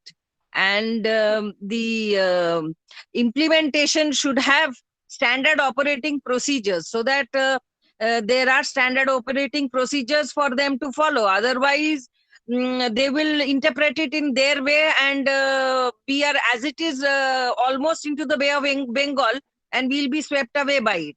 We have to make our children more competitive and deal with the people from the other continents. We are an emerging country, and so we need to prepare our children for the future. We need to. That's the point. That's the point. Yeah. Standard operating procedure, SOPs. See, this policy itself, there are lot many differences of opinion. Suppose if the center is going to bring out a SOP also, do you think that this will happen at all? So, Sir, SOPs have to be in place. Otherwise, implementation for the state to understand and do, I really doubt it. Because in this so many years of independence, we have not had a unifying process. This is the first time that there is an unifying process across the country. So there That's has right. to be a standard operating procedure how they should go about, for which I am able to say from West Bengal, there has been no steps that have been taken till today. Oh. And I have But not listened to any programs there, we are discussing. I am into I various see. forums trying to understand how it is changing, but I have not seen it happening. I have not seen NEP being discussed in such a great forward. I must Oh, I appreciate see. the effort being taken by the South Indian states and the North Indian states to talk about NEP. Whereas in the eastern part, there is actually Yeah. nothing which is happening. So that is Oh my my. point, that, we are a varied country with varied religions, with varied typographical differences, with geographical locations. But if we are not united in our thought, then how is it Hmm. going to get implemented? Moreover, we have more than one board. We have the state Hmm. boards, we have the Yeah. private boards, we have the foreign Oh. boards. Hmm. So the government also needs to think about this. If there are no standard operating procedures, the state will just leave it on its own. What has happened in West Bengal? Our children have all moved to the south and to the north to do their further studies. And we have Yeah. become a state of old age homes. There Oh is nothing yeah. that is happening here. So, Yeah. the government has to sit up and really start thinking. It is not just by discussing. I think we need to really put in our thoughts and hearts together and make it implemented. Yeah, I fully accept your sentiments, but I believe in unity in diversity. Unity in diversity. That unity we need to have, because I was basically telling some of my experience for the implementation of such a program from the South Indian state, as you rightly said, because a lot of things have moved forward, even though politically it is being objected, but technically it has been taken very seriously, and there are discussions going on in various levels. Um, so I do not know. I have some close connection with some people in the education department of the government of India. Maybe I may be able to discuss this issue with them. I don't know whether I'll be able to do anything. But if the government doesn't want such a thing, it becomes very difficult. I fully agree with you. Your children are really going to be suffered. Your young teachers are really going to be suffered. Your young citizens are going to be troubled. As you rightly said, I am at present in Delhi. So here, all the colleges in Delhi area are mostly occupied by our East India. I mean, students from Orissa, Bihar, West Bengal, etc. I think that it is a good thing because they are getting good education, etc. But I cannot forgo the distinguished institution like Calcutta University. It is a stalwart in the university list. Yeah, how Sir, can we it is a forget that? stalwart. It has done good work, but you have to Yeah. move in time with the changing environment. If some things have been given, we also have to move with the country. Yeah, that is true. Maybe let us hope that every people will have the unity to think, at least in the policy of education, they will join together and take the state to much higher heights. We can. I have large number of Bengali friends who have even come and settled in Kerala in my own institution. Yes, yes. And their children are getting educated in Kerala. Their children are getting married in Kerala. Yes. So I think that is the unity in diversity which I was appreciating earlier. But dear teacher, I fully endorse your sentiments, and maybe we will think. Anyway, you have taken my email ID. Maybe I we will be in will. touch with you, sir. It was Yeah, really maybe. enlightening. It was really enlightening to see at your age, you are able to talk so much, you are able to disseminate so much of information. Hats off to you, sir. Very well Thank you. done. We really enjoyed this entire session. Thank you. Thank you very much. Thank you. Dear participants, any more queries? Sir, I think we don't have any queries from the participant side. Shall we wind up the session with a vote of thanks? Oh, yes. Thank you. Thank you very much. Thank you, sir. Thank you so much. As we express our gratitude, we must never forget that the highest appreciation is not to utter words, but to live by them. Finally, I would like to take this opportunity to place on record a hearty thanks to our distinguished chief guest, Dr.A.S.K.Nair, Emeritus Scientist, Center for Environment and Development, Trivandrum, for his informative, energetic, and interactive session, which was so inspiring and motivating for us to achieve great heights in future as an academician. I render my sincere gratitude for our management, principal, HOD, and all the faculty members who have been a backbone support in the success of this day 2 AICT sponsored 1-week short-term training program. My heartfelt thanks to all the enthusiastic participants for joining this session, expecting the same for all the upcoming sessions. All the participants are requested to fill the feedback form given in the chat box. Thank you, sir. Thank you so much for accepting our invitation and joining us and enlightening us with your informations. Thank you, sir. Thank you so much. I just have a word. I will have a word. Yes, sir. Sure. I greatly appreciate Professor Muthulakshmi for all her efforts to corner me to get into this program. Thank you very much. He was repeatedly sending emails and talking to me to see that this program, my participation in this program is important. And thank you, Muthuji. Thank you. Thank you, sir. Thank you so much, sir. Thank you. Bye. Bye. Bye, sir.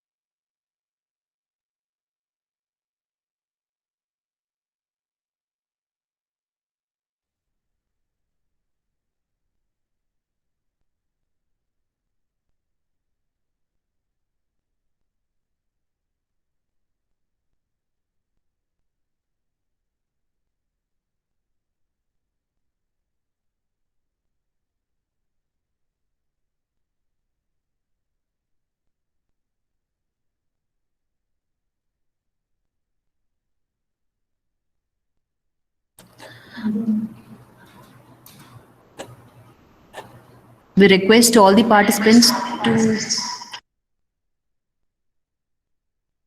join for the afternoon session sharp at 1:45. Thank you.